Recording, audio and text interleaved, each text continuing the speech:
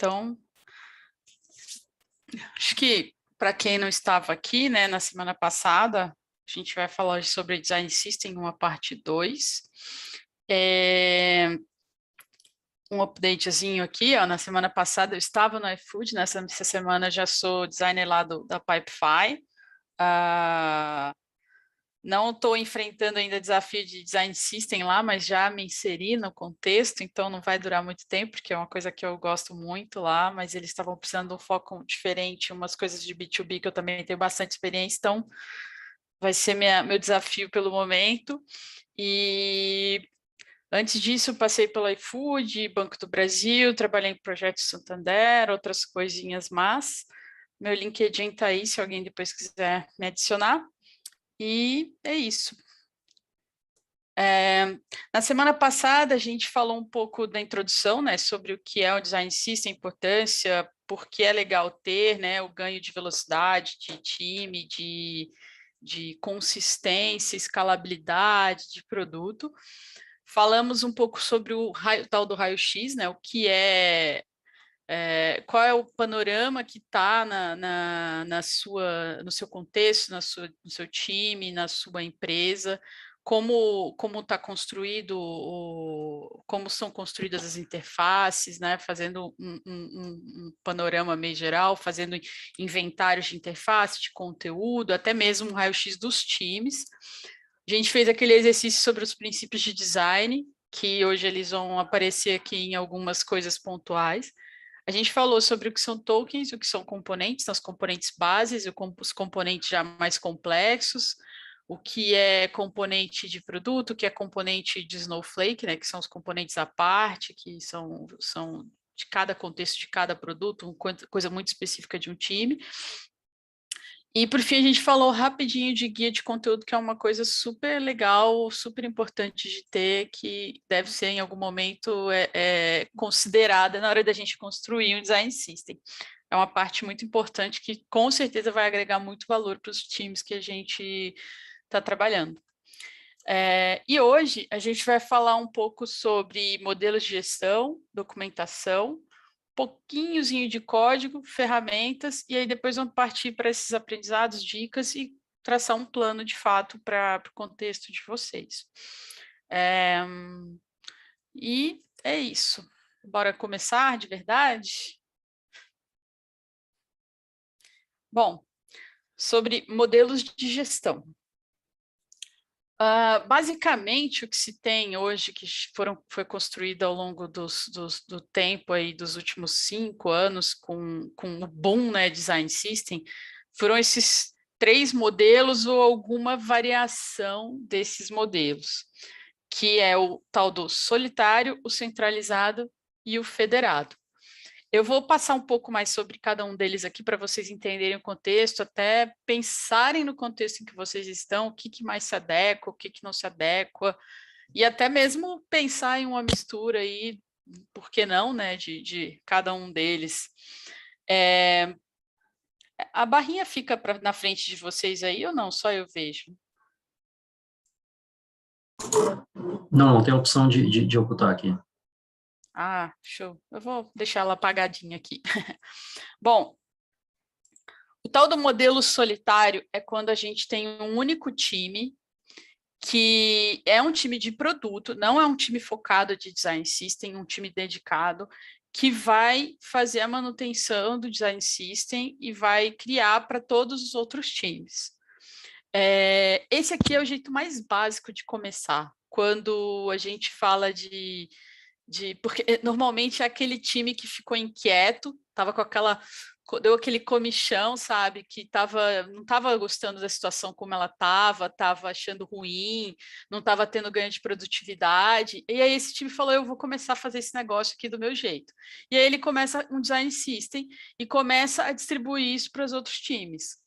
E, então, a vantagem disso é que é o jeito mais fácil de começar, porque você já está lá dentro do time, você já está no contexto, você não vai precisar de ninguém para aprovar, de dar budget, de aprovar, você vai combinar lá com o seu time, o designer, o desenvolvedor, um PM e pronto.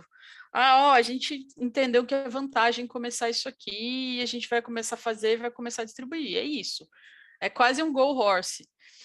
E só que aí ele tem uns problemas, né? Que ele vai ter muito viés baseado no que aquele time precisa, porque como ele vai estar construindo baseado nas necessidades dele e poucas necessidades de outros times, vai ter um viés forte.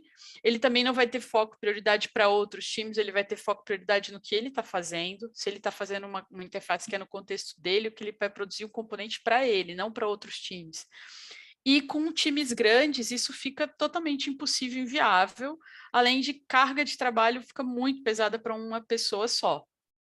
Então, esse é o tal do modelo que a gente chama de solitário. Já o centralizado é que você vai ter o contrário, você vai ter um time, e quando eu falo de time, gente, não é um designer, tá? É pelo menos um designer e um desenvolvedor, porque um design system não é só componente bonitinho feito no Figma, ele é um componente codado. Lembram da definição lá que eu li lá no começo? É um componente codado baseado em tokens e nas semânticas que a gente definiu para isso estar funcionando. Então, se eu tenho só um designer, eu não tenho um time. Eu tenho que ter pelo menos um designer e um desenvolvedor, um front-end, para fazer a construção disso, para criar a interface daquilo, como ele deve ser usado, e depois codá-lo e disponibilizar no repositório. Então, quando eu falo time, é isso, só para a gente ter esse parâmetro aí. O time pode ser até maior ou menor em número de pessoas, mas é basicamente isso. Aí o centralizado, então, vai ser quando eu tenho um time que ele é especialista em design system, ele é dedicado a isso, ele só faz manutenção, criação e disponibilização do design system. Normalmente vai ser pelo menos um desenvolvedor, um designer, às vezes tem um PM ou um designer e um desenvolvedor muito mais experiente para fazer essa priorização e esse foco para fazer isso. E aí, a primeira vantagem está ali, foco, prioridade, que a gente vai ter esse time somente recebendo demandas de outros times e produzindo coisas.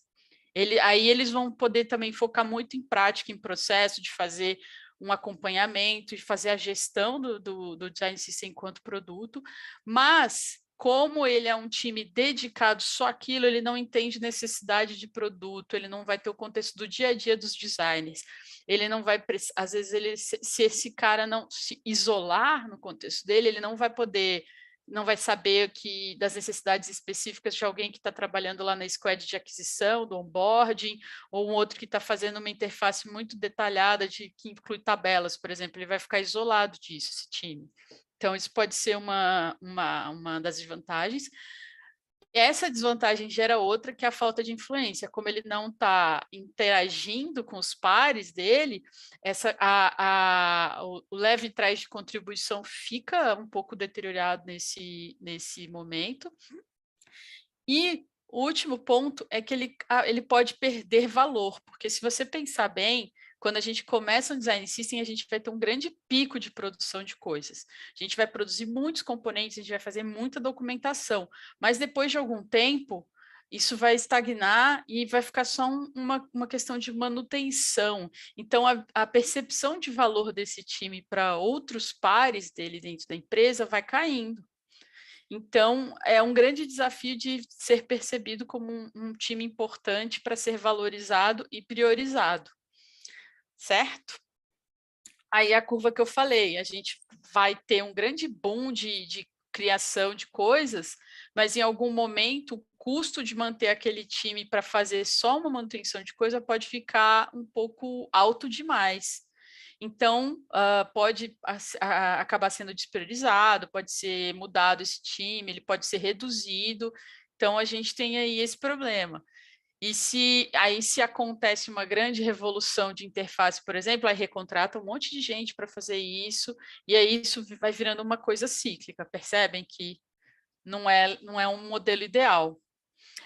E aí a gente tem o tal do modelo federado, que essa ilustração aqui no canto, ela mostra bem isso, que a gente vai ter vários designers, participantes de squads de produto mesmo, de outros do produto como um todo, que não são designers alocados ou focados, que vão contribuir com o design dos componentes e também os front-ends de outras equipes, que normalmente pares desses designers, eles vão contribuir e manter, como se fosse numa chapter, que eles decidiram fazer isso, eles assumem aquela responsabilidade e tocam isso. Então, o legal disso é que vai ter contexto do dia a dia, do trabalho do designer. Normalmente, você vai ter muitas pessoas muito talentosas que vão se dedicar a isso, dá para conseguir isso, só que você vai precisar de pessoas muito experientes, porque você vai precisar de pessoas que sejam capazes de ter maturidade de colaboração, autogerenciamento, e que vão precisar de tempo também, porque às vezes as pessoas que são os especialistas, né, que normalmente, assim, sempre que acontece algum momento de apagar fogo, é a primeira pessoa chamada, né? Então, aí você já tem o problema de tirar um pouco aqui essa pessoa desse time aqui que poderia estar contribuindo. Então, ele vai ter, às vezes, algumas variações de produtividade. Ele vai ter dificuldade de priorizar um pouco as coisas, e ele vai precisar de muita disciplina, como eu falei, lá para ser autogerenciado, para ter uma liderança clara, para esses designers trabalharem bem lá, assim como os desenvolvedores. E aí, para a gente conseguir esse time, a gente tem que buscar as pessoas que são muito talentosas e que tenha essa versatilidade de responsabilidade para conseguir construir isso. É importante a gente pegar umas pitadas de várias áreas diferentes, e não tem, tipo, vou pegar só pessoal aqui de uma squad tal. Não, tenta pegar de vários outros, assim, um pedacinho de cada, que interaja com pares diferentes, para a gente ter mobile, ter web, ter gente que trabalha com aplicativo, gente que é muito safo em responsabilidade, para a gente ter um time bem diverso, de modo que ele não fique enviesado.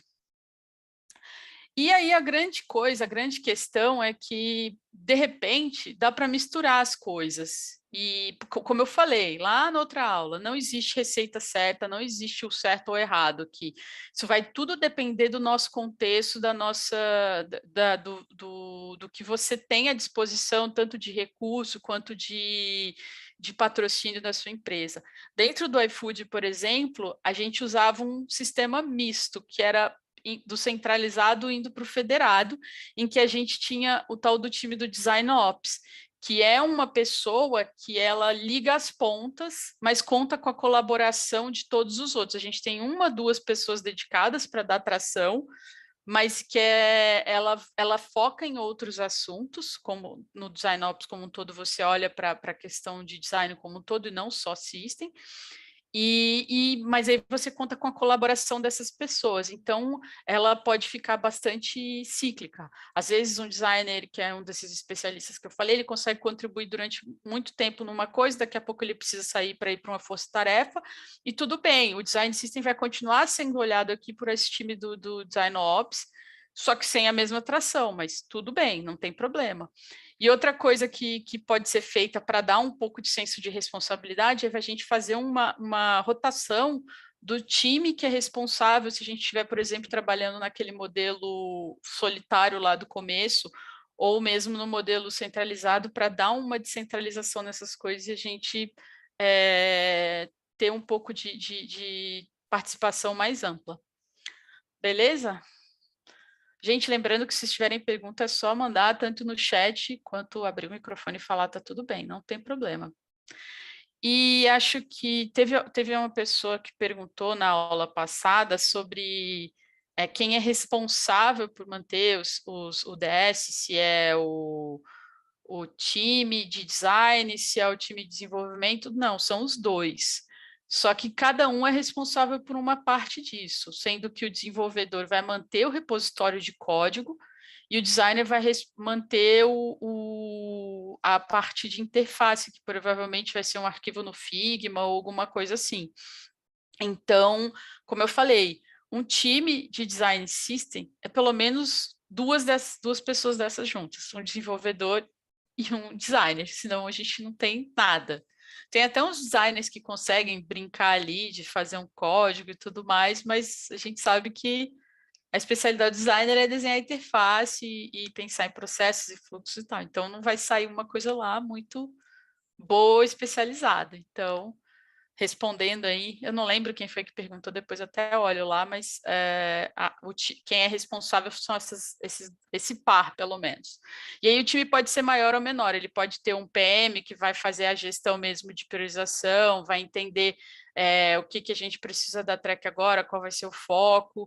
A gente pode ter um tech lead para fazer definição de stacks mesmo, o que vai usar, se a gente vai fazer em React, em Angular, se a gente vai ter alguma coisa que vai ser nativo, ou se vai ser uma linguagem híbrida, tipo Flutter, se a gente vai fazer assim o assado, para definir o stack de ferramentas, para definir várias outras coisas.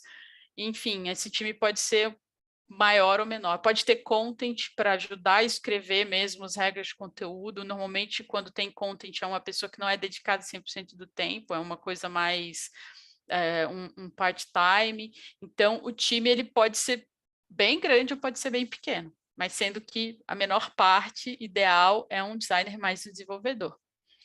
Beleza? Bruna. Oi, quem falou? Oi, Amanda. Eu tenho uma dúvida, que você está comentando muito sobre a junção, né, do design com o desenvolvedor. Mas na sua percepção, você acha que nós, como design, a gente precisa ter um conhecimento em desenvolvimento, a gente precisa saber de alguns termos específicos ou não? Uma coisa não tem nada a ver com a outra. Eu acho que é sempre bom, tanto é que daqui a pouco a gente vai dar uma passada sobre isso, porque tem algumas partes que a gente tem que ter um entendimento de como funciona para poder fazer melhor. Quando eu falo da parte de gestão, aí não tanto, mas na parte de construção de componentes, aí eu acho que já é importante, porque, por exemplo, dentro do iFood, a gente, por exemplo, decidiu que a gente ia ter tokens globais. O que é isso? A gente ia ter uma camada de tokens que ia ser utilizada por todos os times, mas isso afeta diretamente o desenvolvimento. Então, é um desejo do designer, mas a gente teve que entender com os desenvolvedores como isso poderia funcionar. Então, um pouquinho de entendimento de como essas coisas funcionam é importante. Aí, alguma coisinha de código, assim, porque na hora que você vai construir o componente, é importante você saber como ele se comporta, sabe? Saber termos, assim, muito básicos, algumas coisas que eu falo de CSS, tipo, saber o que são paddings ou margens ou coisas do tipo, mas é bem tranquilo não saber. E quando a gente vai convivendo, a gente vai pegando um pouco dessa fluência. Então, sem drama. É só um pouco de princípios mesmo, de entendimento de algumas coisas, de como são montados, o que são bibliotecas, o que são componentes. Acho que é nesse sentido aí, sabe? Não é uma necessidade de saber super técnico, sabe? Perfeito, obrigada, viu? Nada. Então, bora lá? E aí, passando para a parte de gestão, que aí eu acho que é uma parte que a gente não precisa saber nada de técnico aqui muito forte, mas que é uma parte, acaba sendo uma parte muito importante, porque como eu falei na aula passada, o Design System ele precisa de muita negociação e comunicação para a gente conseguir andar com as coisas, porque se não for priorizado, não tem patrocínio, não tem nada, e as coisas vão ficando, de certa forma, um pouco largadas ou esquecidas. Então, é importante que a gente consiga, né, ter patrocínio. Então, a parte essencial é a comunicação ativa. Depois a gente tem que ter umas questões de rotina e acompanhamento, e outra parte super importante é a métrica, porque afinal de contas a gente precisa ter alguma medida de sucesso das coisas. Bom, uma coisa muito interessante é, por exemplo, fazer os boletins de updates. Aqui dentro do iFood a gente fazia lá no Slack mesmo, a gente postava falando o que era o release, falando o que é. Isso dá um senso de noção de trabalho, do trabalho que o designer tem para fazer aquilo e também os desenvolvedores, porque esse boletim ele pode ser voltado para os dois lados. A gente fez uma release de código nova, a gente melhorou a lib para o uso, fez update de biblioteca, como a gente criou componentes novos, a gente liberou tokens novos, coisas desse tipo. Isso aqui é importante para reduzir um pouco, né, a necessidade do designer ficar falando, ai, gente, cadê aquele componente tal? Aí toda vez que você manda isso, e contando com patrocínio de outras partes, né, pedindo para os designers que estão envolvidos no Design System e os front-ends divulgarem isso aqui ao máximo, passarem para os seus pares, para os seus times. Então, a gente vai amplificando o uso e dando conhecimento das coisas e reduzindo aquela famosa help desk, né? Que a pessoa vai lá no seu Slack ou no WhatsApp, ou sei lá onde. Onde que está o componente das abas? Não estou achando, tal. Então, pronto. Aqui a gente tenta resolver um pouco isso e dar publicidade, que é importantíssimo, né? Outra coisa super importante de fazer é você ter lá uma página inicial dizendo como que é o processo de design system, quem é o time, onde as pessoas encontram as bibliotecas, onde a pessoa encontra o repositório de código, onde ela abre chamado, como ela faz um pedido de componente, com quem ela deve falar, onde ela acompanha tudo. Isso aqui pode estar aqui no caso, a gente tem uma página, no iFood era uma página no Confluence, você pode ter um Notion, você pode ter um arquivo do próprio Figma que você disponibiliza, você pode criar uma thread no Slack, fixar e colocar lá os links importantes, não tem problema, o importante é estar super acessível para quem vai precisar usar isso. Então tem que estar muito à mão, né, de quem precisa. E aí chega uma outra parte que é super sensível, essencial, que é ter uma documentação super detalhada e que também seja fácil de acessar, tanto é que ela é parte daquele item anterior. Os links de documentação, de como as pessoas usam os componentes, de onde ela encontra e tudo mais, é importantíssimo a gente ter isso muito bem trabalhado e de fácil acesso, para evitar mais uma vez que as pessoas entrem lá no seu Slack e, onde está o componente tal, como que eu uso, que eu não entendi, tudo mais. Então, quando a gente tem uma documentação bem feita, a gente tira esse problema. E já na questão de rotina para o time de desenvolvimento, seja ele um time centralizado, federado ou solitário, é importante que a gente tenha uns tasks muito claras para a gente tentar fazer um mínimo de priorização do que tem que ser feito e para tentar dar visibilidade disso aqui para o time. Porque, como eu falei, o time Design System ele é um time que muitas vezes ele às vezes ele tem um boom de trabalho, às vezes não tem, mas enquanto não tem, você está ali corrigindo bug, fazendo feature nova, melhorando documentação. Então, isso aqui é muito bom para a gente acompanhar o que tem que ser feito. E lembrando que Design System é um produto, assim como todo produto, a gente tem um roadmap, a gente tem features a ser alcançadas, a gente tem coisas a serem melhoradas e desenvolvidas. Então, é importante a gente ter isso aqui muito claro e definido. Isso aqui é uma coisa que a gente, lá no iFood, a gente chamava de sync, mas pode ser uma weekly, pode ser o que foi, o team meeting, como vocês quiserem, mas é um momento, um encontro em que todos esses times envolvidos ou interessados, é legal que seja aberto para interessados também, não precisa ser fechada, porque como Design System parte de um pressuposto de ser super colaborativo, é legal que vocês recebam outras pessoas, mas é o momento em que a gente vai ter esse acompanhamento do que está, qual é o panorama, tomar decisões, trocar ideias, conversar. Uma sugestão que a gente passou a usar bastante no iFood, que foi muito legal, como eu falei, que a gente usava aquele modelo meio centralizado, federado, que a gente não tinha um time super alocado, a gente usava parte da nossa sync de maneira prática para fazer coisas que a gente precisava fazer. Então, eu já usava uma parte inicial para trocar uma ideia sobre acontecimentos, achados, descobertas, dar um feedback sobre como é que estava o andamento, se a gente conseguiu desenvolver alguma coisa, se precisava de mais foco, enfim. E depois a gente partia para a prática mesmo. O pessoal está sentindo, a gente está sentindo muita falta de um componente de breadcrumb, vamos fazer um agora. E aí é legal porque você envolve ali nessa sync, você vai ter desenvolvedores e designers, e você já pode coloca todo mundo lá no arquivo do Figma ou do Miro, ou o que for, e aí as pessoas vão colaborando, vocês vão construindo. O designer pode trazer lá traz todo o conhecimento sobre o visual, consistência e tal, o desenvolvedor ele vai trazer umas libs, frameworks, boas práticas, e aí pronto, você já naquele momento já pode sair com alguma coisa pronta ali criada. Então é um momento que eu acho que é muito legal, muito importante para usar, para dar esse team building, né? Bem forte.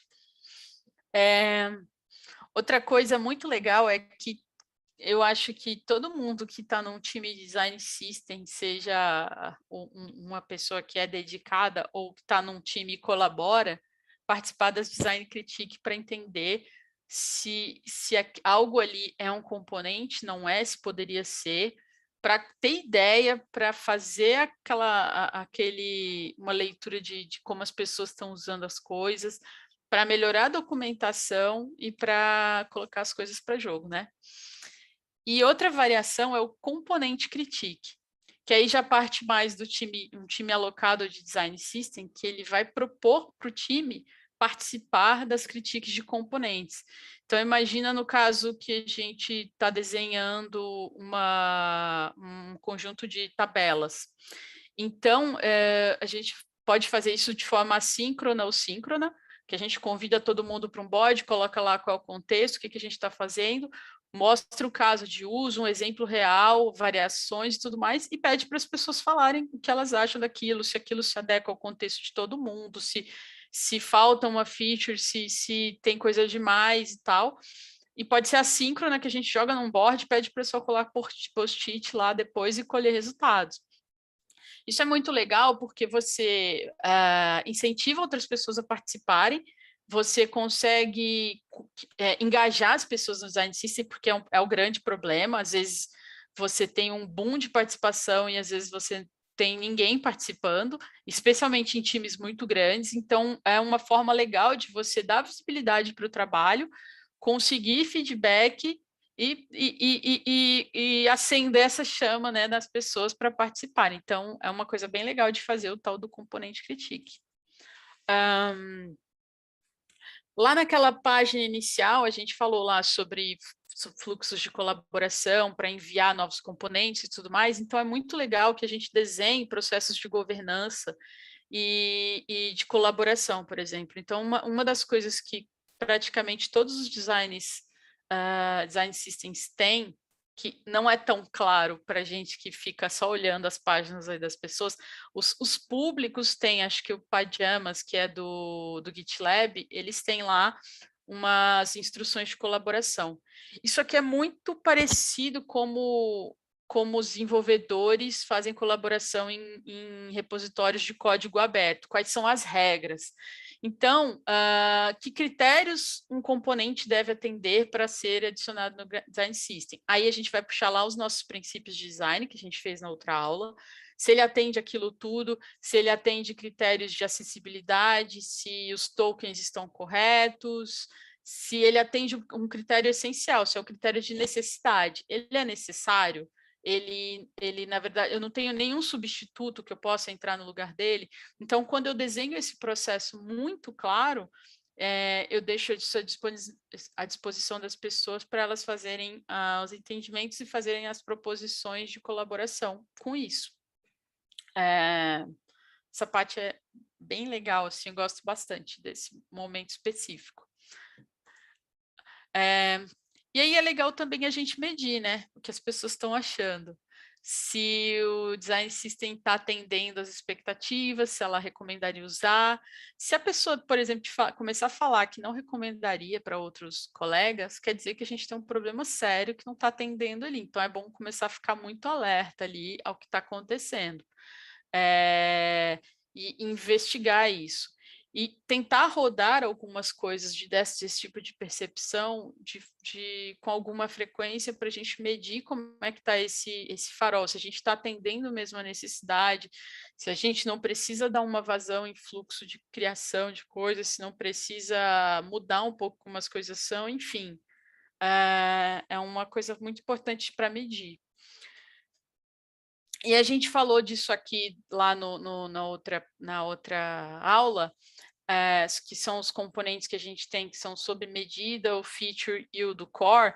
Então, se, por exemplo, isso aqui é importante a gente observar, porque se a gente percebe que a gente está tendo muitos componentes que são do tipo Snowflake, sob medida, talvez isso seja um indício de que o nosso design system está falhando em criar algumas coisas para as pessoas. Então, é um momento de parar, investigar os times, o que eles estão fazendo, por que eles estão tá tendo tanto caso assim, se os componentes que estão no design system não estão atendendo, se eu não preciso dar vazão nisso, e até fazer uma movimentação desses componentes. Se eu não tenho que pegar um componente que está lá no feature e trazer para o core, ou do Snowflake, se acabou que muita gente está usando isso, entender mesmo com o problema. Aí já entra a nossa carga de discovery para entender mesmo qual é o problema que está gerando essa desproporção de uso das coisas. Beleza até aqui? Beber uma água.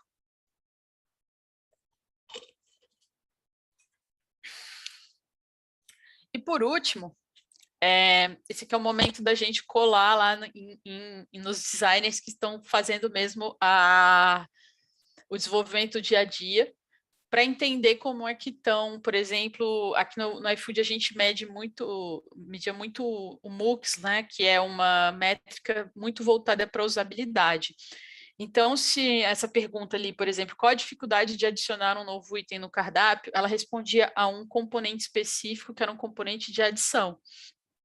Quando eu tenho ali, se essa métrica começa a ficar ali muito difícil, significa que, na verdade, não é nem a página que pode ter um problema, que o componente não está feito de uma forma legal.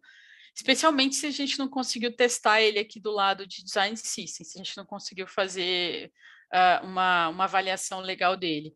Então, eu preciso acompanhar essas métricas para saber se esses quesitos de usabilidade estão sendo bem atendidos e se eu não preciso fazer uma reavaliação, se o componente está muito ruim de usar, se ele está difícil, então eu preciso fazer essa correlação desse uso, né, percebido, para entender se é necessário uma adequação, se o componente está atendendo de fato a proposta para a qual ele foi criada. Se essas taxas ficam ruins, isso já é um indício de que eu preciso melhorar aquilo, de que eu preciso fazer alguma análise, alguma melhoria, certo? E aí tem uma coisa bem legal aqui, que é para a gente entender um pouco de criatividade, produtividade e entrega. Como eu falei lá naquele outro, lá no slide mais atrás, a gente tem aquela questão do curso, né? Que a gente começa a construir bastante coisa, que a gente começa a dar vazão e começa a cair um pouco, mas é interessante eu saber qual é a velocidade do meu time de criação de componentes, para até justificar um pouco a necessidade de time, de como o tamanho que o meu time precisa ser para dar vazão para a criação de todas as coisas que o nosso DS tem. Então, aqui é basicamente eu ficar acompanhando mesmo o número de componentes criados. Opa! E aí, essa aqui talvez seja a parte mais legal de todas, que talvez muita gente nunca tenha visto, mas isso aqui é um painel do próprio Figma. Dentro do Figma, quando a gente libera uma biblioteca, quando a gente publica ela, a gente passa a ter aqui um painel de acompanhamento dela, de como ela está sendo usada. Então, vocês podem ver aqui, né, que isso aqui é uma library dos componentes de web responsiva e é que ela está enabled, que ela quer dizer que ela está disponível para os designers dentro do Figma. E aqui ele me mostra um gráfico de uso de componentes. E aí aqui embaixo, essa partezinha cortou, mas aqui ele está me mostrando quais são os componentes e quantas vezes eles foram usados, quais foram as inserções, e esse aqui, ó, que é o mais maroto de todos, que é o tal do detach, que é quando as pessoas quebram o componente. Que ninguém devia fazer isso, que devia ser proibido, mas acontece. Quando as pessoas começam a quebrar componente, a gente também tem um indício, infelizmente tem, não façam isso, não clica com o botão direito e aperta detach, gente, não pode, tá? A galera que faz design system vai ficar bem brava. Mas isso aqui significa o quê? Pode significar, a pessoa não está sabendo usar o design, os componentes direito, então ela quebra para adequar. Então, talvez um treinamento de Figma caiba aqui. O componente, do jeito que ele está construído, não está atendendo ao caso de uso daquela pessoa específica. Por exemplo, pode ser até uma questão de construção falha, por exemplo, o auto layout do Figma, um porre fazer aquilo, fazer funcionar direito. Então, às vezes, ele está quebrando, o componente não está se comportando como deveria, ou a pessoa tem uma necessidade muito específica que aquele não atende. Então, aí é caso da gente pegar e investigar, ir lá, conversar com a pessoa, porque aqui você consegue saber onde está o detect. Se você clicar aqui, você sabe exatamente. Então, você vai lá naquela pessoa e pergunta, cara, por que você quebrou aqui? Não sei o quê, pá. Aí a pessoa, porque, sei lá, não sei. Aí você vai entender o caso específico. Gente, auto layout é amor depois que você aprende a usar, tá? Já dei muita aula de auto layout. Show de bola. Melhor coisa que esse Figma inventou. Só falta agora ele ser mais auto-layoutável ainda, que é tipo ele crescer para todos os lados. Aí eu vou chorar de emoção. Aí vai ser, nossa, ter auto-layouts agrupados. Aí vai ser demais. Bom, aí isso aqui, então vocês viram que métricas para você saber se seu design system está tendo sucesso, a gente tem assim, ó, de milhão, né? Essa daqui eu acho que é uma das que eu mais gosto. E, bom, até aqui foi isso. Alguma pergunta?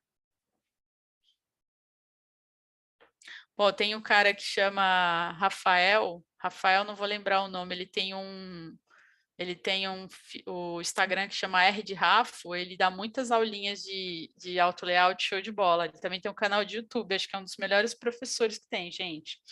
Quem estiver passando ódio aí, vai lá e procura as aulas dele. É Rafael Minardi. R de Rafo, que é o Instagram dele. R de Rafo, se eu não me engano, assim. A tela de relatório, eu não vou ter nenhuma aqui, porque eu acho que eu estou sem admin. Mas... eu estou sem o login do iFood aqui, gente, senão eu mostrava. Mas quando a gente tem uma library, aqui no nosso Figma, ele aparece tipo uma abinha escrito admin, e aí você consegue ir lá, deixa eu voltar aqui. Aí a gente vai ter essas tabas aqui em cima, que é geral, teams, members e library. Aí dentro desse de libraries a gente vai conseguir ver. Possivelmente no plano Pro. Eu não sei se no plano free você consegue ver, mas vocês podem tentar aí, publica uma library para você mesmo e acessa lá para ver o que acontece. Eu não tenho nenhuma, porque aqui está tudo zerado aqui de library, tudo novo, então eu não consigo ver, mas possivelmente é assim que vem. Depois eu mando também uns links do próprio da Base Knowledge do Figma, mas vocês vão ver lá. Bom, partir para a documentação. Para a gente documentar, é importante algumas coisas aqui. Se vocês prestarem bem atenção, a gente está tratando muito o Design System como produto, né? A gente falou de métricas, falou de como a gente trata, prioriza, e aí agora a gente vai documentar. E para documentar, a gente tem que saber algumas coisas, né? A gente, por exemplo, entende as nossas personas, que é entender a nossa audiência, que é o nosso público, quem vai usar, por que aquela pessoa usa. Aí a gente tem que entender o nível de conteúdo, também relacionado às pessoas. Essas pessoas têm tempo de ler muitas coisas, elas são pessoas que leem mais, são pessoas que consomem mais conteúdo visual, como que é isso? Então, entender isso. E também, essa última parte é de entender até onde eu posso ir, até que nível de documentação eu posso chegar, com o que eu tenho de recurso, com o que eu tenho de tempo, com o que eu tenho de disponibilidade, tá? Bom, o nosso público primário, como eu falei, vai ser o mesmo público que é o time da gente, né? Que é o designer desenvolvedor, que eles vão ler essa documentação. Então, é importante que eu atinja essas duas pessoas, já de cara. A secundária já vai ser pessoa que pode usar, mas é uma coisa muito mais pontual. A única pessoa que eu destacaria aqui é a pessoa que é content, que ela pode ter um uso um pouco diferenciado, né? Porque como dentro do DS a gente pode ter uma camada de conteúdo, talvez essa pessoa possa ter um uso um pouco diferenciado, mas ainda assim, essa aqui seria uma regra básica, né? De uso. Então, para o desenvolvedor de design, o que ele vai entender como usar um componente, para que ele serve, qual é a finalidade dele, do's and don'ts, esse tipo de coisa. E eles vão usar muito, muito. Quando a gente está num dia de foquei para fazer a interface, a gente fica o tempo todo usando coisa do DS. Puxa, será que esse alert aqui que eu estou colocando, esse toast está usando a regra certa? Será que ele estou afastando ele da borda da página do jeito certo? Eu vou lá, olho no Design System, volto, e a gente fica nisso o dia inteiro. Acho que quem é designer aqui sabe muito bem, assim. E para o desenvolvedor a mesma coisa, só que às vezes ele vai ficar mais na lib de código lá, entendendo se ele está usando as bibliotecas corretas, e também quando ele vai construir o componente pela primeira vez para disponibilizar. Então, essas duas pessoas eles vão usar muito, muito, muito, muito, muito. Os outros, eles vão ter aqueles usos esporádicos, né? Que às vezes é para entender alguma coisa, tirar dúvida, conhecer melhor. Então, ele não vai ser aquele acesso assim super boçal da coisa, sabe? Partes essenciais da documentação, a gente pode falar que são essas 4 aqui, né? Que a gente tem uma introdução, que a gente tenha exemplo, que a gente tenha o racional do design e uma referência de código. Pode ter mais coisa? Pode ter, falar de acessibilidade, de relação, de referência, componentes parecidos, pode ter um mundo aqui. Mas o ideal, para começar, é pelo menos isso aqui, assim, porque isso aqui é o que vai apontar para a gente para responder aqueles 2 casos da página anterior, que a gente vai ajudar o designer e o desenvolvedor. Na introdução, o importante, e isso aqui já é também para tirar aquelas dúvidas das outras pessoas, que são os PMs, os content que há, para a gente dizer para que serve esse componente, qual é o uso dele, quando ele vai ser usado. Então, pelo menos isso já é legal que eu aponte ali naquela introdução, porque a pessoa já vai bater o olho e falar, não, esse aqui não é o que eu preciso agora, e muda, e vai procurar outro componente que seja mais relacionado à função que ela quer. Ou então, ela, não, acho que pode ser isso, tal. Esse aqui, ó, eu recomendo que todo mundo que esteja minimamente interessado em Design System entre no site do Carbon, que é o Design System da IBM. Possivelmente, esse junto com o Material Design são as documentações mais completas que tem. Chega a ser meio assustador assim, o que eles têm lá dentro, né? Porque como vocês podem ver aqui, na página de uso, eles têm aqui o overview, eles têm o demo, formatação, conteúdo, comportamento, modificadores, itens relacionados, feedback, ainda tem as abas de Style, Code e Accessibility. Então, vocês veem que o negócio aqui é parrudo, ele é bem, bem, bem completo. Mas a gente não precisa chegar nisso, tá, gente? Calma. Dá para começar com pouco. O Jota tá bem legal. Ele ainda não tá tão completão assim na parte de documentação, mas já tá super show. Acho que vai. E é legal porque ele tá todo em português. Eu também sugiro muito, assim. Na outra, como eu fiz isso aqui, eles já tinham lançado, depois eu vou até colocar o link para vocês, mas recomendo também. Aqui, ó, por exemplo, no iFood, a gente era bem mais modesta, a gente tinha ali uma introdução bem completa, e aí a gente falava sobre o design e a estrutura e dava exemplos. Então, vocês veem aqui que a gente não falava muito de código, a gente começou a colocar, código não, desculpa, código já está ali. A gente não falava muito de conteúdo, nem de acessibilidade, a gente começou a colocar isso agora lá, Antes de eu sair, era isso que eu estava fazendo. Então, não tem problema começar assim e tal. O importante é você já dar de cara ali, mostrar um exemplo do que é a coisa e contar a historinha de para que ele serve. Outra parte essencial de todo design system é você mostrar o exemplo. A IBM já chuta o pau da barraca e já coloca lá o negócio funcionando, que a gente tem tipo um sandbox, que se você for lá, você clica, você vê as modificações que tem disponível no conteúdo. Se a gente clica aqui ó, no seletor de tema, você tem lá o gray, o white, o dark. Aí você pode fazer os modificadores aqui, que é tirar a barra e fazendo outras coisas. E para todos os componentes deles, eles têm isso. É bizarro, assim. Por isso que eu falei que possivelmente o mais completo que tem. O do Material é surreal também, de grande, assim, é muito legal. Então, o exemplo da vida real, como a coisa como ele fica, com as variações de estados ali, combinações, é super importante. Aí aqui, por exemplo, a gente tem todos os alerts, né? Que a gente fala dos tamanhos, de como eles são. Então, a pessoa ter visualmente ali aquilo, para ela entender o contexto, é muito bom.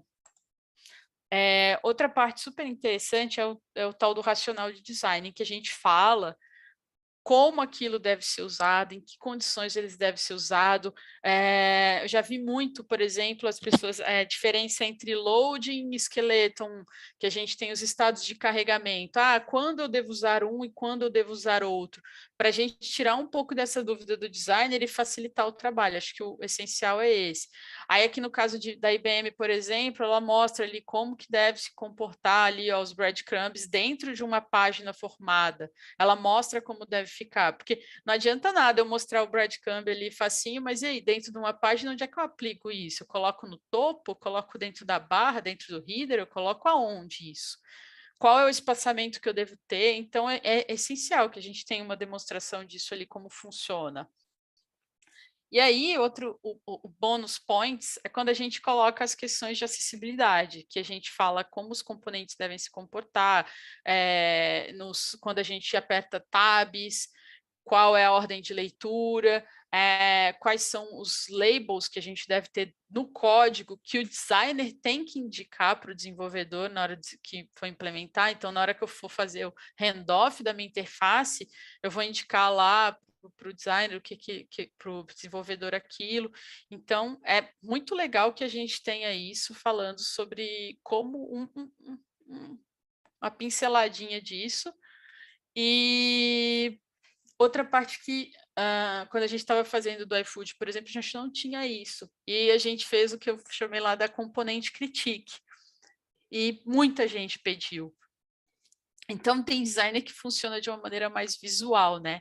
Então, a partir do momento que eu demonstro visualmente o que deve ser feito, o que não deve ser feito, eu já tenho uma leitura muito mais rápida e facilitada da pessoa precisar ficar lendo milhares de textos lá falando que quando você tiver um tab bar, você vai usar assim, não use assado e tudo mais. É muito mais fácil eu mostrar aqui em que eu não devo usar o FAB daquele jeito, que eu devo usar de outro jeito. Então, isso é uma coisa muito legal, assim, quando a gente consegue fazer isso. Precisa inicialmente? Não, mas quando a gente tiver tempo e tiver um time grande, um design system robusto, é algo muito bom de se ter, porque com certeza vai facilitar bastante o uso.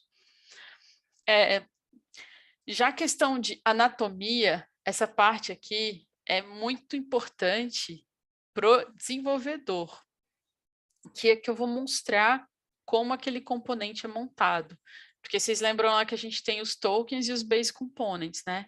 Então, quando eu mostro a anatomia de um componente, eu vou mostrar quais são os componentes juntos que formam aquele componente maior, aquele componente mais complexo. E qual é a relação dele com a interface onde ele está inserido. Então, nesse exemplo aqui, por exemplo, do nosso alert, a gente está usando todos os tokens de espaçamento para mostrar como a estrutura dele é construída, que também que a gente tem aqueles botões, a gente tem o title, a gente tem o icon e a gente tem um texto de corpo. Como ele se comporta, como ele se afasta dos outros, do container dele, do alert. Então, essa parte aqui é muito importante no momento inicial, quando a gente vai começar a construir, tá? Depois, acaba não sendo tão essencial para o designer saber disso aqui, porque quando a gente pega um componente de uma biblioteca já construída, não vai ser tão importante, mas inicialmente é muito importante que a gente tenha isso aqui, tá? Outra coisa que também não é essencial, mas que ajuda muito, é o guia visual, tipo um índice daquilo. Precisa ser visual? Não necessariamente. Pode ser, às vezes, só um índice em que a gente vai relatar o componente, onde ele está numa biblioteca, por exemplo, para web, para iOS, para Android, e o arquivo do Figma dele. Mas, se a gente conseguir tirar um print de cada um e fazer um índice visual, como o pessoal do Material Design aqui fez, que é super mais complexo, ajuda nesse racional das pessoas navegarem e acharem muito rápido, porque às vezes a gente entra lá no arquivo do Figma, tem milhões de páginas ou milhões de frames lá mostrando os componentes e fica difícil de eu achar. E quando eu tenho esse índice de racional lá já um pouco mais ajustado, as pessoas chegam muito mais facilmente a esse componente específico para já facilitar o trabalho. Então, o que eu estou fazendo aqui basicamente é facilitar o uso para caramba, para eles terem essa facilidade, beleza? E aí aqui, como eu falei lá no começo, fica aquele lance super importante da gente perceber o quanto de detalhe eu tenho que ter, inicialmente, especialmente. Quando a gente está começando, a gente não tem, às vezes, muito recurso, muito patrocínio. E se eu for ficar documentando demais, significa tempo, significa dinheiro, que eu não estou fazendo outras tarefas, eu não estou produzindo, construindo outros componentes, eu não estou me dedicando ao produto que eu estou, no time de produto que eu estou inicialmente, para fazer documentação. Então, inicialmente, é necessário colocar todos os detalhes do mundo? Não. Como eu falei lá, se a gente conseguir colocar aqueles itens iniciais lá, de uma introdução, do racional design do código, e uns exemplos, já é um ótimo começo para a gente se dedicar aí e não ter um custo operacional super alto. Então, tem que estar muito alinhado com os objetivos mesmo que a gente tem com o Design System, sabe? Considerar se ele é uma coisa que vai ser super usado, se é para um produto que está iniciando, que é só a gente está testando um MVP. Então, avaliar muito assim o custo-benefício dessa construção, tá bom? E como eu falei, não precisa ser isso aqui tudo, né, gente? Que olha aqui, os caras têm 53 páginas para falar sobre o Fab Button. Então, ó, ele fala de onde ele se coloca, faz um monte de do's and don'ts, fala sobre outros ícones, fala sobre motion, fala sobre dentro da interface. Não duvido que seja um squad aí para cada componente, para cada base component, né, que compõe o componente. Então, assim, isso é uma página ainda, está rolando, não sei se vocês perceberam, é assustador, assim, o nível de detalhes deles. Então, não precisa ser isso tudo inicialmente, mas assim, se vocês repararem com o nível, tamanho do produto, o escopo dele, que é o Google, isso aqui, o Material, ele atende a todos os produtos da Google, que é uma coisa absurda de grande. Então, até que condiz um pouco, assim, você tem muitos designers, uma coisa super descentralizada, então, aí é investimento bravo. Mas nas nossas condições, que a gente às vezes tem um time menor, que a gente está, às vezes, fazendo muita experimentação ainda, não sabe nem se algumas coisas vão para frente, a gente não precisa chegar nesse nível de detalhe, assim, assombroso, sabe? Tá tudo bem ser uma coisinha muito pequena, muito, muito pontual ali inicialmente, tá? Bom, como as dicas finais, assim, é muito esse lance mesmo de documentação priorizada, não vai fazendo tudo, faz o que é mais importante, foca nos componentes que são mais importantes e mais complexos de usar, por exemplo, regras de uso de botões, botão e formulário, são talvez as duas coisas mais utilizadas dentro de interfaces. Então, foca ali nisso, de qual é a relação de um formulário, por exemplo, monta um.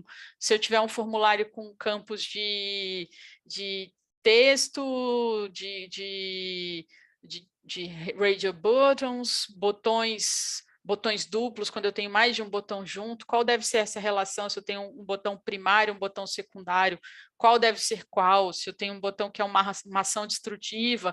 Então, foca nessas coisas que a gente vê mais na interface. Por isso que aquele inventário que a gente fez lá no começo, ele é importante, porque ele vai mostrar quais são os componentes que mais aparecem na minha interface e vão me indicar qual tipo de priorização que eu vou ter que ter lá na frente. Então, não vou precisar construir, sair documentando tudo do mundo.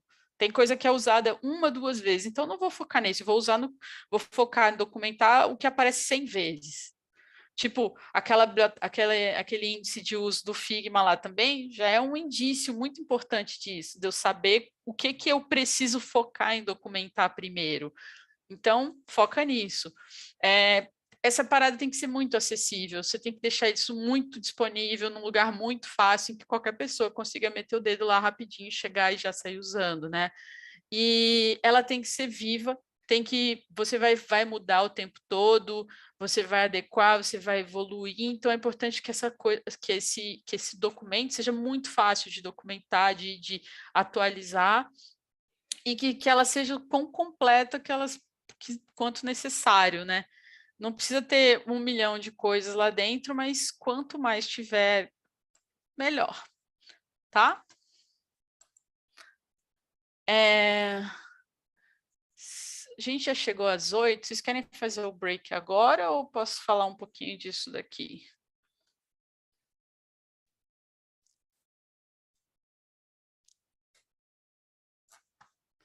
Vou falar essa parte aqui rapidinho.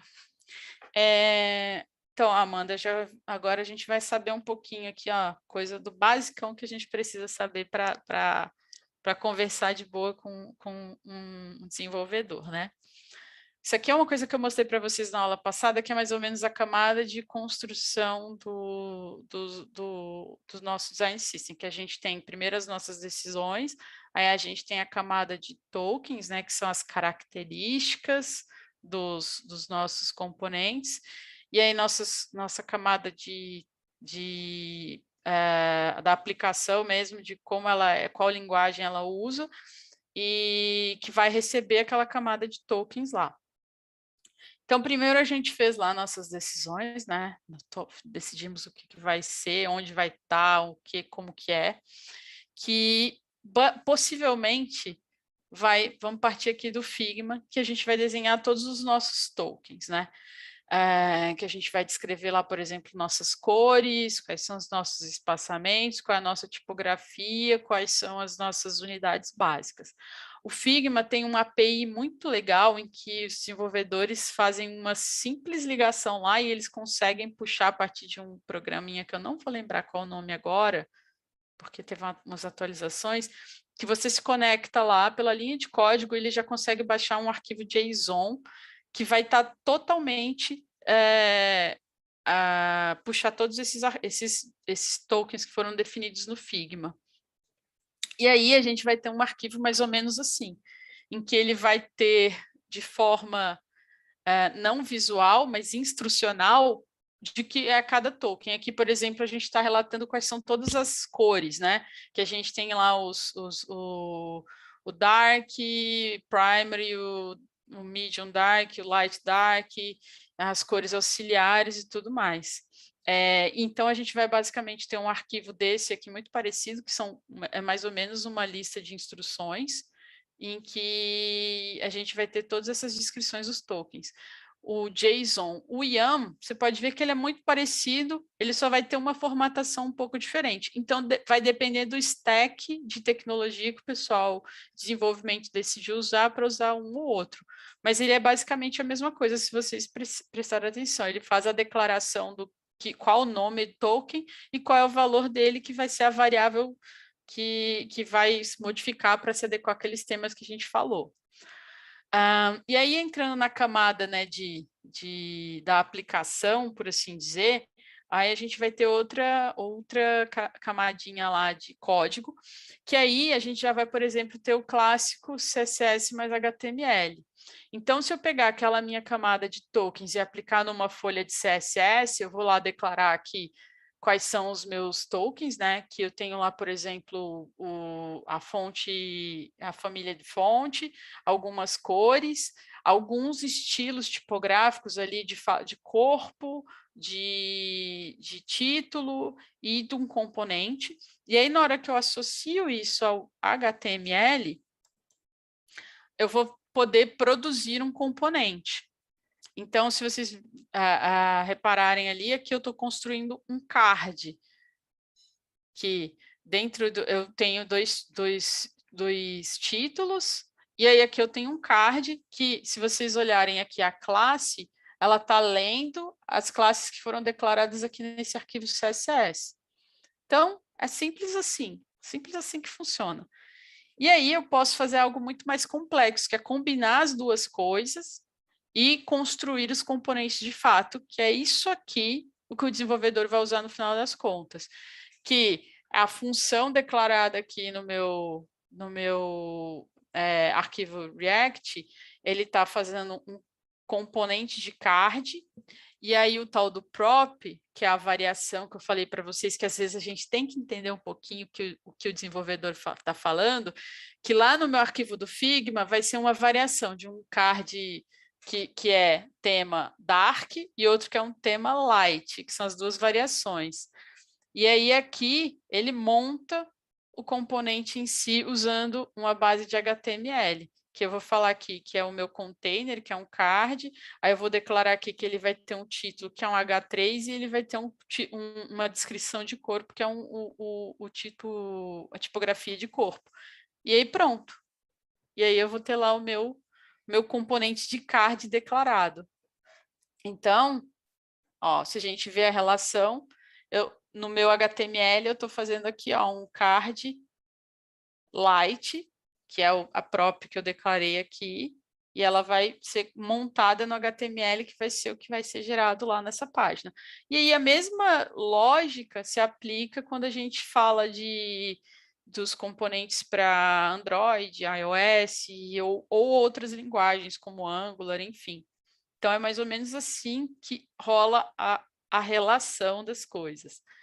Então, Amanda, como você viu, você consegue pegar o pedacinho do código e consegue ler algumas coisas. Aí, o que é importante saber aqui, por exemplo, as variações dos tokens que a gente está aplicando, conseguir dar essa leiturinha para a gente até poder fazer um diagnóstico, se alguma coisa não estiver certa, se tiver renderizado errado, se a pessoa estiver usando o token errado, enfim, para a gente poder conversar com o desenvolvedor de uma forma mais alinhada. E aí, por fim, essa coisinha toda vai bater lá na nossa aplicação, né? Que vai ser o app, que vai ser o site, que vai ser essa camada, por fim, específica. E que ele vai fornecer esse pedacinho, né, de código, que é o componente para todas essas aplicações que vai morar, né, vai virar uma biblioteca em que eu vou ter vários componentezinhos desses aqui, criados, codados lá dentro do meu repositório de código da biblioteca. Então, vocês veem que o token eu parto de um só, que eu vou fornecer para as variadas camadas de linguagem que eu tenho, para as variadas aplicações que eu tenho. Então, o princípio é mais ou menos esse. E aí, quando a gente fala das bibliotecas, a gente vai ter os repositórios de código, muitas vezes, né? Por exemplo, esse aqui é o famoso GitHub, que o Material Design ele é livre, a gente pode entrar lá e olhar, e tem lá mostrando como tudo é construído.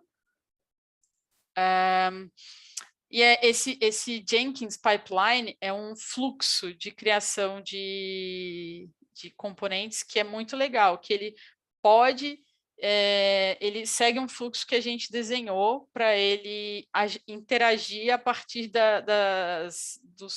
dos gatilhos que foram acionados. Então, isso aqui um desenvolvedor vai ter que atuar, mas então pode partir de uma ação do designer. Então, por exemplo, a gente está lá no Figma, fizemos um token de cor, em que a gente percebeu que a cor ficou um pouquinho errada. Então, eu fiz uma atualização da cor lá no Figma e publiquei a biblioteca. A partir dessa publicação da biblioteca, o desenvolvedor ele fez um código, um script, que vai pegar esse novo token publicado, vai jogar naquela camada lá, naquele arquivo de tokens que a gente tem, que é o JSON ou o YAML, e ele já vai atualizar e já vai para a produção. Então, se esse caminho for bem construído lá pelo desenvolvedor, isso vai muito fácil a partir dessas APIs do Figma que a gente consegue ter. É um assunto que é mais complexo, mas é interessante vocês saberem que isso é possível.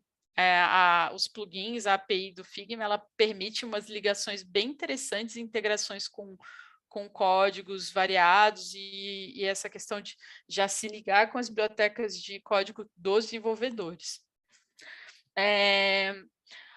Para a documentação de código, a gente tem esse cara aqui, que acho que é possivelmente uma das coisas mais famosas, que é o Storybook.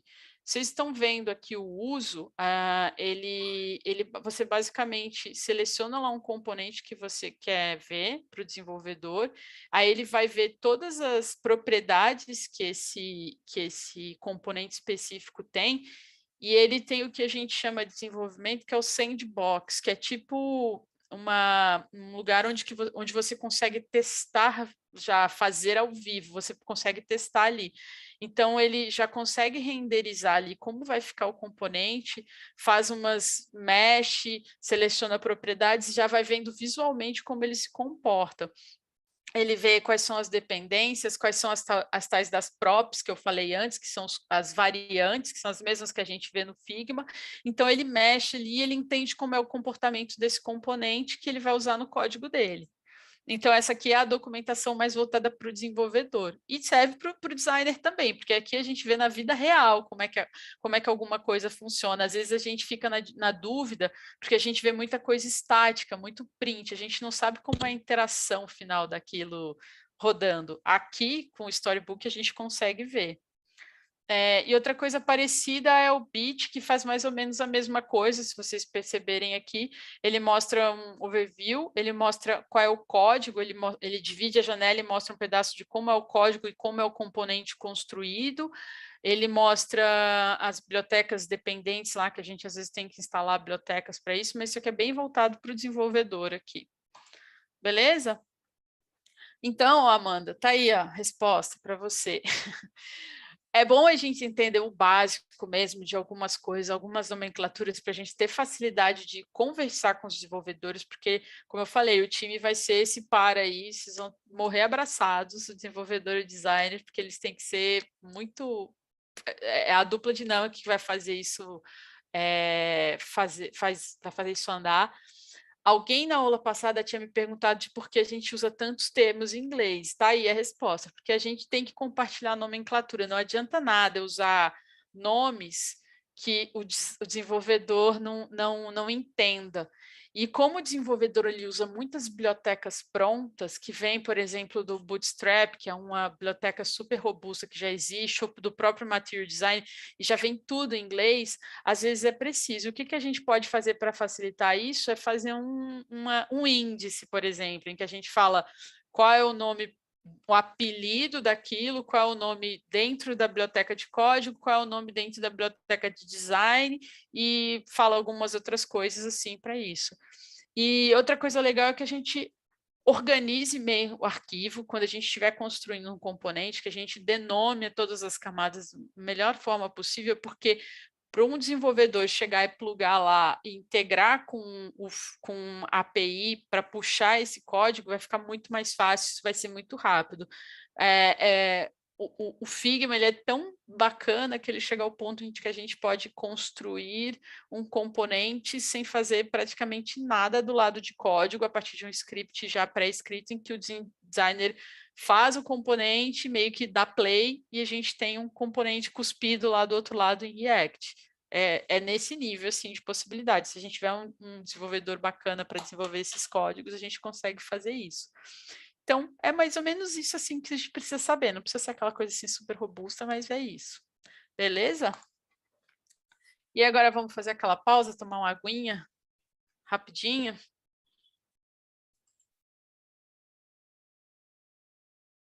A gente volta 8h26, beleza?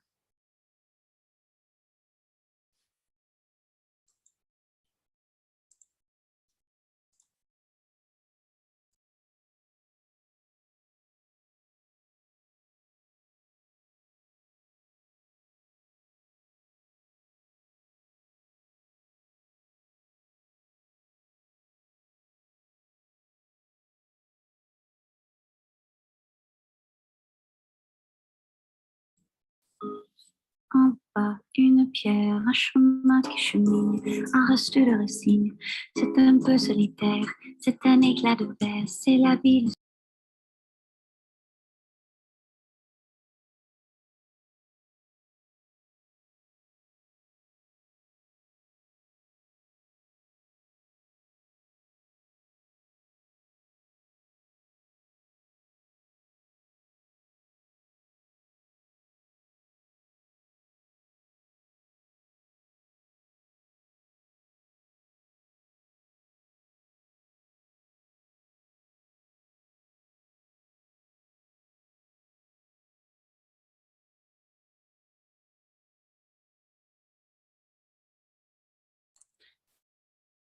Eu estava falando mutada aqui, gente. Vamos continuar?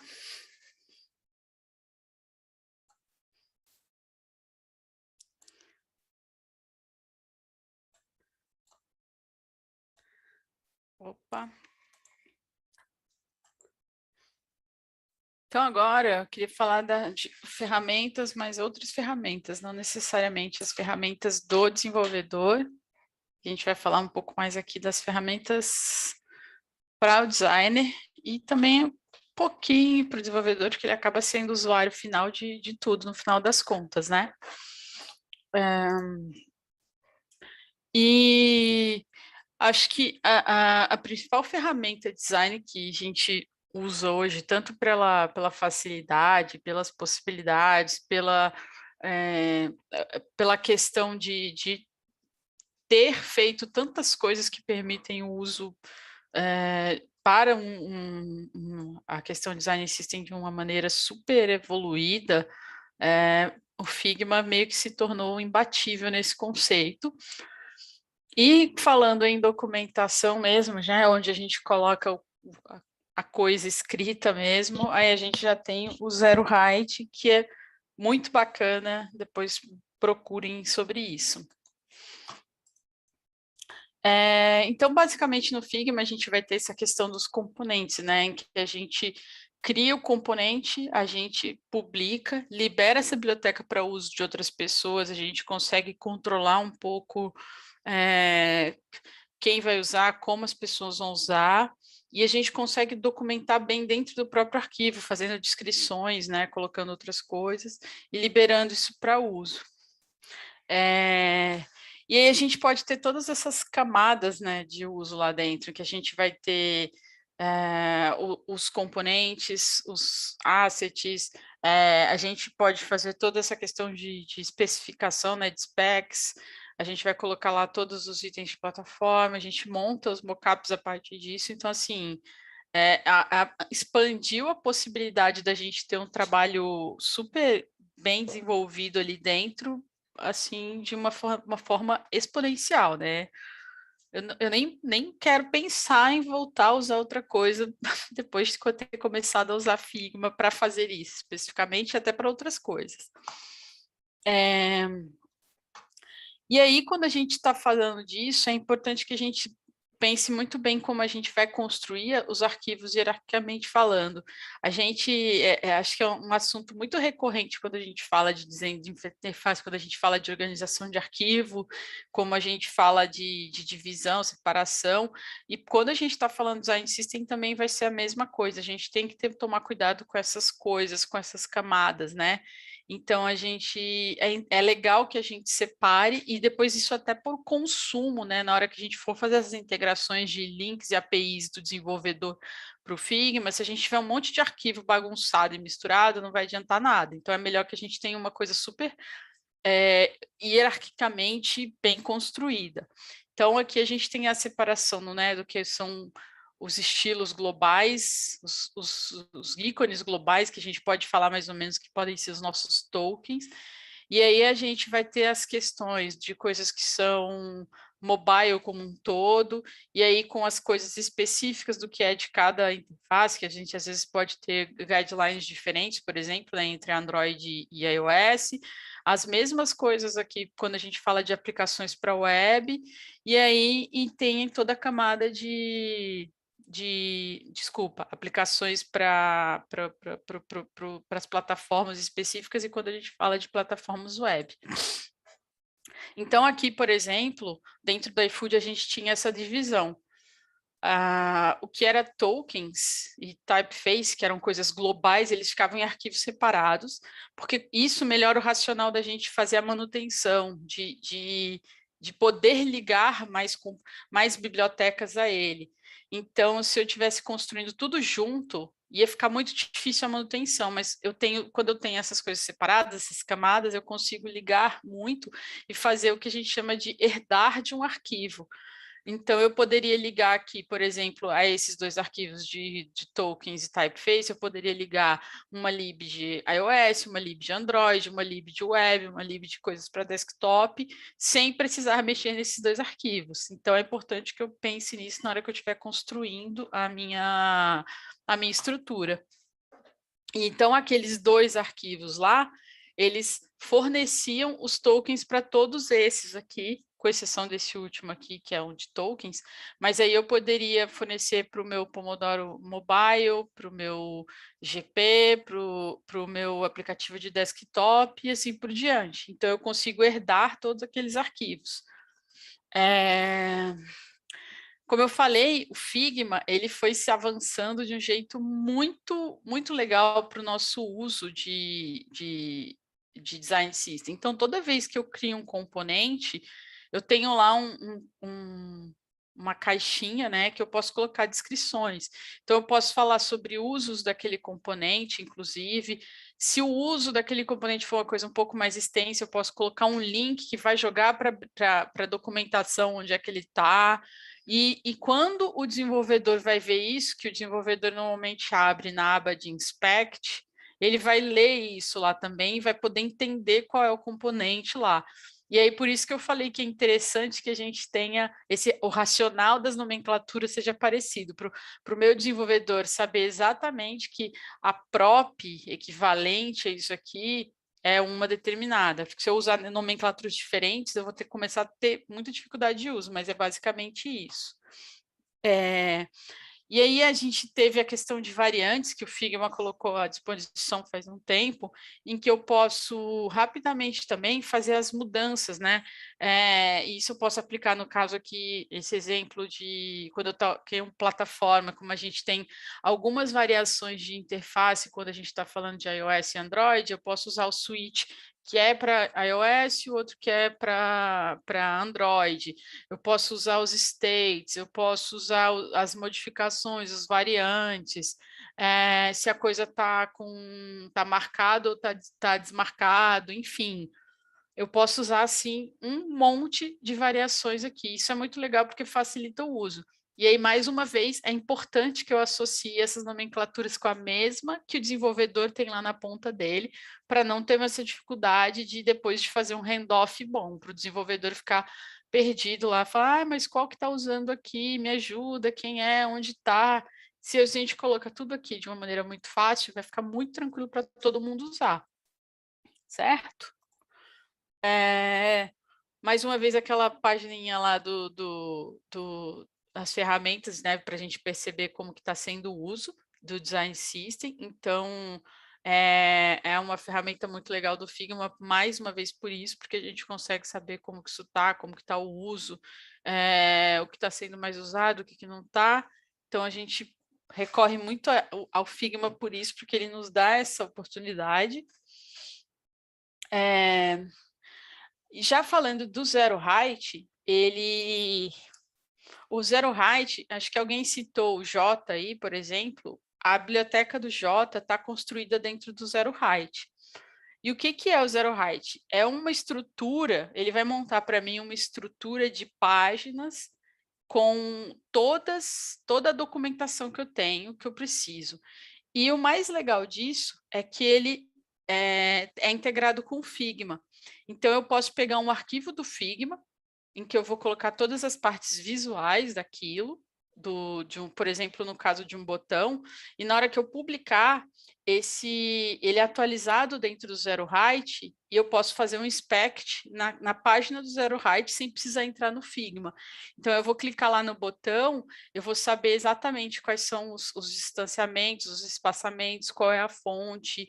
Então, eu posso fazer todo um inspect lá e vou navegando, sim. Então, eu consigo fazer aqui, ó, como vocês estão vendo, se eu clicar, eu vou saber qual é o estilo, qual é o item, tudo mais, tudo bonitinho lá, a partir do Zero Height que leu do Figma.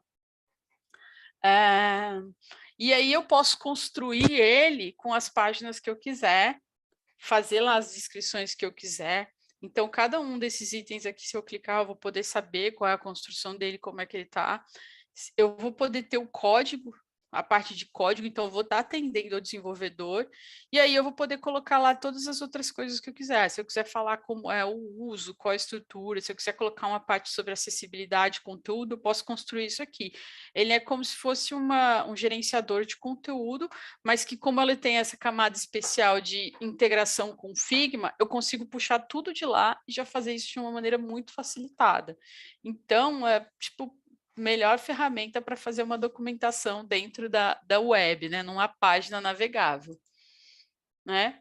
E aí ele tem essa questão do versionamento, em que eu posso saber se alguma coisa já foi atualizada e como é que foi isso, como é que foi o desenvolvimento desse componente. Se às vezes eu precisava voltar, então a gente pode saber aqui de uma forma muito fácil. Eu posso, como a gente falou, colocar mais conteúdo. Aqui, no caso, a gente fez tipo uns do's and don'ts, né? Como a gente deve aplicar os botões e como não devem aplicar, que eu falei para vocês lá de coisas que são importantes para a gente entender o uso. Então, vocês podem fazer isso lá tudo dentro do Zero Height. Além de fazer um embed, né, do código. Eu coloco lá como é que esse código da coisa é montada, de quais são as props aqui que eu falo tanto aí para vocês. Se, por exemplo, no alert ele vai ter botão de fechar, se ele não vai ter, se ele tem título, se ele permite fechar, então eu posso colocar tudo isso lá dentro de uma forma muito fácil. E se eu não tiver o Zero Height, se meu stack ainda for o Sketch ou outra coisa, a gente tem outras soluções. Por exemplo, quando a gente usa o Sketch mais o Abstract, a gente tem uma questão de versionamento em um inspect, ele gera tipo uma folhinha de inspect, e eu posso ligar também o Sketch ao DSM, que é o Design System Management da InVision, que é uma lib lá que faz gerenciamento de componentes. Ele faz mais ou menos a mesma coisa do que o Zero Height. Acho que o Santander, por exemplo, usa o DSM. Posso depois pegar o link para vocês.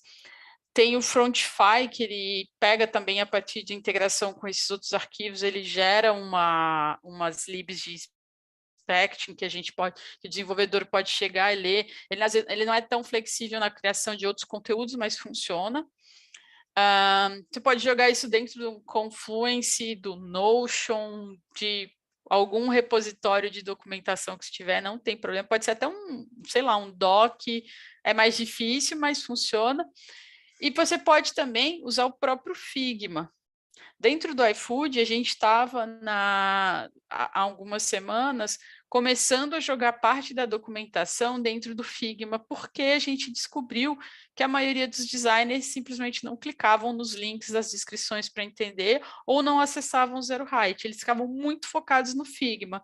Então, a gente começou a testar, fazer umas páginas mais resumidas do Figma, colocando lá. E o legal disso é que você pode pegar isso e transformar tipo num protótipo e vir uma página de web navegável que outras pessoas podem acessar. Então, é uma possibilidade também, não tem problema. Tá?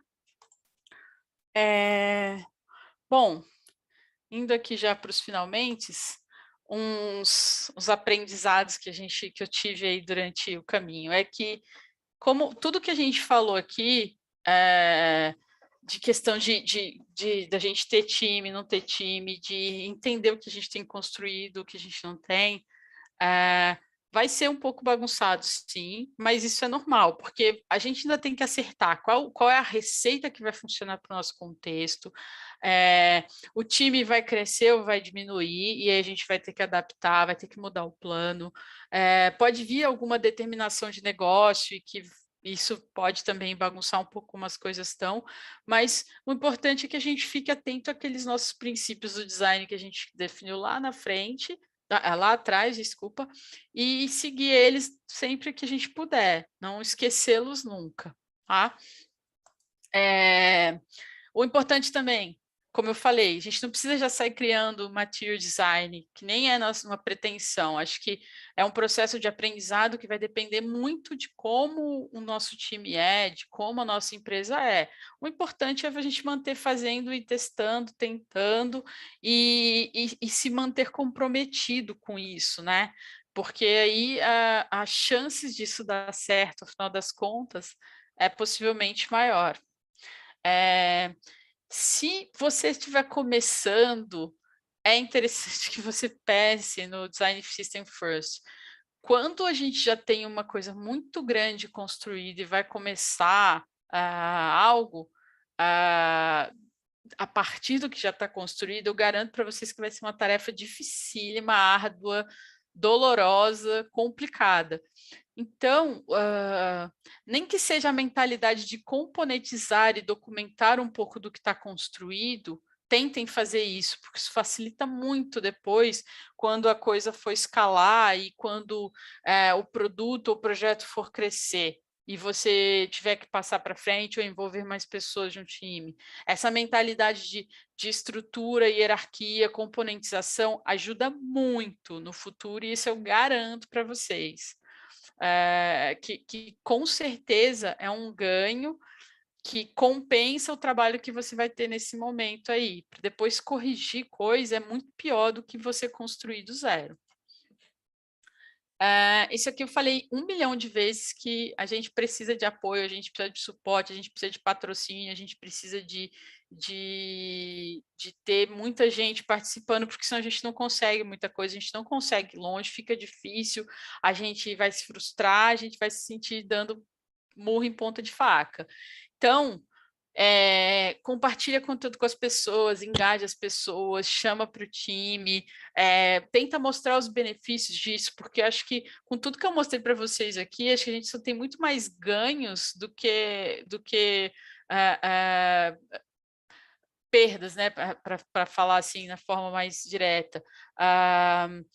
As vantagens de ter alguma coisa bem construída, bem estruturada, são muito maiores. Então, acho que é muito legal vocês buscarem isso e não é só colocar designer e desenvolvedor no jogo, a gente tem que escalar isso para cima, de tentar conquistar uma liderança aqui, o seu gerente ali, fazer com que seus PMs e os tech leads entendam dos ganhos disso, fazer muita negociação, jogar muita lábia por aí para as pessoas entenderem como isso pode ser bom e como pode trazer benefício a longo prazo para o time, no questão de que tempo é dinheiro. Então, se a gente conseguir convencer as pessoas disso, acho que a gente está num caminho já bem bom, tá? Com tudo isso, aí é hora de vocês começarem a pensar no plano de vocês, né? De pensar lá, o que a gente falou, de pensar no nosso nome, né? Que vai ter o nosso DS, pensar nos objetivos, os princípios, decidir dada a nossa estrutura, como é o modelo, como a gente vai ter ferramentas, e depois mutando para fazer a coisa dar certa, para entender o que a gente tem pela frente de riscos, de próximos passos e evoluindo sempre. Então, primeira parte que a gente falou lá no começo, a gente vai fazer essa tomadinha aqui, e é importante documentar para a gente ter isso muito claro, para as pessoas, para outras pessoas saberem, acessarem e terem isso muito claro, muito vivo dentro de toda a empresa que você está. Então, faz lá uma dinâmica super divertida para dar nome, já é um movimento de engajar time, de colocar as pessoas na mesma barco que vocês estiverem. Quando estiverem fazendo isso, pensem naquela dinâmica que a gente fez lá dos princípios, tragam esses insights que a gente teve lá e coloquem isso na jogada. Se ainda vocês não tiverem feito isso, faz aquela tentativa de workshop com o time, que é uma outra oportunidade de engajar, de colocar todo mundo no mesmo barco, de mostrar a importância, de buscar patrocínio e apoio. Então, é importante tentar colocar um time diverso, não só de designers, desenvolvedores, mas envolver também PMs e outras pessoas que entendam o mínimo de valor que design tem dentro da sua organização. Tá? Depois, é importante vocês prestarem atenção em qual vai ser o seu modelo de gestão e desenhar isso, fazer um fluxo, fazer um organograma de como essa coisa pode funcionar. Mais uma vez, documentar é importante porque deixa legado, deixa as outras pessoas a par, dá um senso de organização e de que você está seguindo em direção de um plano concreto. Afinal de contas, a gente está fazendo um plano aqui. É importante que a gente tenha isso muito bem traçado. Então, definir qual vai ser o modelo. Não precisa ser nenhum desses três, pode ser um misto desses três, pode ser até um modelo novo que você inventar aí, não tem problema. Desde que a gente faça funcionar. E aí, depois disso, a gente vai fazer a escolha mesmo de quais as ferramentas que a gente tem, considerando o nosso contexto, considerando a verba que a gente tem, o apoio. Tem muita coisa aqui que eu falei que é grátis. O Zero Height, por exemplo, ele tem uma versão gratuita que a gente pode usar, mas tem outras ferramentas por aí na internet, tem o Style Guidance que monta isso. Faça algum painel de acompanhamento de métricas, tente colocar isso, nem que seja num PPT para mostrar de vez em quando, onde que você vai acompanhar lá qual está sendo o índice de construção dos seus componentes, como que está o uso, o que já está codado, o que não está codado, para entender como é que está o volume de vazão, como isso impacta no desenvolvimento, porque a partir disso aqui a gente vai conseguir começar a juntar métrica para vender algo lá na frente, para começar a pedir incentivo para a organização. E aí pensar nos seus próximos passos, né? Que é sempre assim, a gente vai fazendo um roadmap onde a gente vai, para onde a gente vai, tem que ficar o tempo todo pensando nisso. Tá? Aí depois disso, a gente começa a fazer essas outras coisas aqui, que é mapear o que a gente tem, de mapear os nossos tokens, de escrever isso na documentação. Aí aqui a gente começa a dar um tratamento muito de produto, de entender quais são os riscos, o que pode dar certo, o que pode dar errado.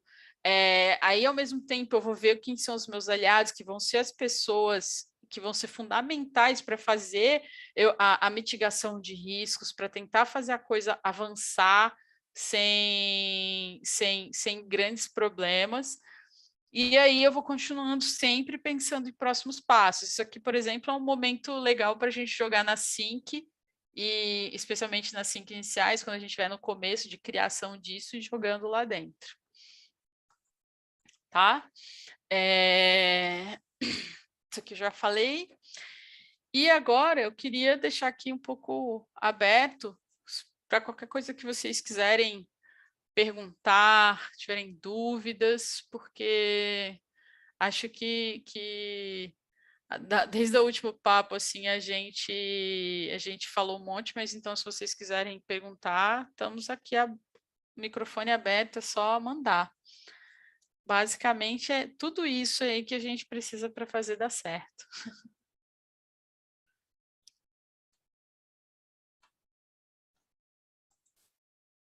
Opa, ninguém tem pergunta? Todo mundo entendeu tudo? Ô, Bruna, tô aqui de novo. Não, vai lá, Amanda. Deixa eu te perguntar uma coisa. O Design System, né? Ele serve só para grandes produtos, assim, grandes organizações? É necessário fazer Design System quando a gente tem, por exemplo, a startup, um lugar menor, assim, onde o produto ainda não está totalmente desenvolvido ou ainda está se criando isso? Você acha interessante ter um Design System independente do cenário? Essa é a pergunta de $1 milhão. Não, tô brincando. Então, Amanda, acho que ter o Design System não necessariamente, porque, como eu falei, ele tem custo, ele gera trabalho, então vai depender muito do momento onde está. Mas a mentalidade de já começar a fazer algumas coisas de uma forma organizada é legal, porque isso já começa a tirar uma dor que vem depois. Porque eu não, você é designer de produto mesmo? É porque tinham as pessoas que eram research e outras coisas aqui? Só para saber. Aham.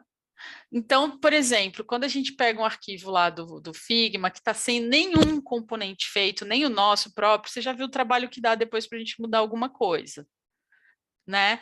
Nem preciso falar, tipo, a gente construiu lá um botão, aí a gente tem esse botão várias vezes criados na mesma interface, sem nenhum deles ser componente. Aí chega lá alguém e fala, a gente vai ter que mudar. Aí você sabe o quanto a gente pena para mudar isso. Então, quando a gente já vem com a mentalidade de construir as coisas de uma forma modular e organizada, isso facilita. Então, acho que começa a perceber assim, a necessidade a partir de alguns sinais. Por exemplo, quando tem tipo um designer, dois cuidando das coisas, talvez não. Quando tem poucos desenvolvedores, mas à medida que isso vai crescendo, acho que isso vai se tornando uma coisa essencial, sabe? E aí cabe muito olhar um pouco a expectativa de crescimento do produto, qual é o roadmap, porque às vezes se você precisa pivotar muito rápido, fazer um design system vai fazer você perder tempo. Mas se você tentar pelo menos, minimamente fazer as coisas de modo organizado e minimamente reaproveitável, vai se facilitar um pouco. Então, assim, por isso que não existe uma resposta certa ou errada, sabe? É uma coisa assim que vai variar muito de contexto. Não, perfeito. Entendi muito bem isso aí. Obrigada, viu? Por nada. Mais alguém?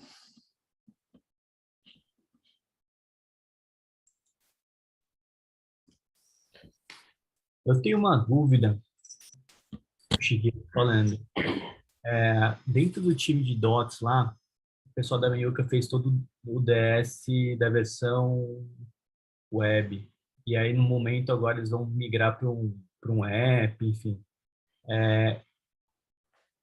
O time ali provavelmente vai entrar no momento em que, assim, há várias squads ali, um já tocando já o dia a dia da parte do projeto de web, com o design system rodando, e aí tem um outro braço ali que é de inovação, que eles estão desenhando um novo app, um super app lá. Para ele se basear nesse design system, tem algum caminho ali que ele tem que, no mínimo, consumir daquilo lá para poder trabalhar de uma forma que, sei lá, tenha um padrão ali, uma organização, ou enfim. Porque o pessoal acha que vai começar a cair no momento que, assim, né, até para não se perder, acho que esse design system sendo feito ali pela parte web, e na hora que migra para o... Então, aí é entender a plataforma, vai mudar a plataforma. Um é web e outro é um app. É isso que eu entendi, né? Então, aí é pegar um pouco das coisas que são os princípios, né? As adequações, não vai fugir de ter que adequar, porque são duas coisas muito diferentes. Quando você fala de app e de web, e a gente tem alguns comportamentos que são diferentes e tudo mais. Então, vai ter esse trabalho de pegar pelo menos os princípios, algumas questões de interface, né? A parte de tokens, possivelmente, é totalmente aproveitável, isso sem dúvida. Como eu falei aqui no iFood, a gente estava construindo uma camada de tokens globais que ia servir para as duas coisas. E aí entender se precisa criar coisas específicas para um contexto de app, porque às vezes a gente, como a gente fala são duas telas com tamanhos muito diferentes, então às vezes você precisa ter coisas com uma redução de escala para adequar isso, mas é nesse contexto, e fazer essas adaptações. Infelizmente não existe uma fórmula mágica para fazer funcionar, assim, tipo, mas a base já está construída, então os princípios já estão construídos, então acho que isso já facilita muito, é um bom caminho andado, sim, mas vai ter trabalho, inevitavelmente. Na prática, que eu pedi para o time que está no projeto de app fazer alguma sync para validar, né, os componentes novos que eles possam começar a construir, ou enfim, ter algumas dúvidas e alinhar junto com esse time que já está tocando o dia a dia ali da parte de web, né? Sei lá. Fazer esse acompanhamento assim, possivelmente vai ajudar bastante a tirar essa... E já ir fazendo de uma maneira sincronizada, já vai dando vazão para isso. Acho que é um caminho. Funciona. Tá ótimo.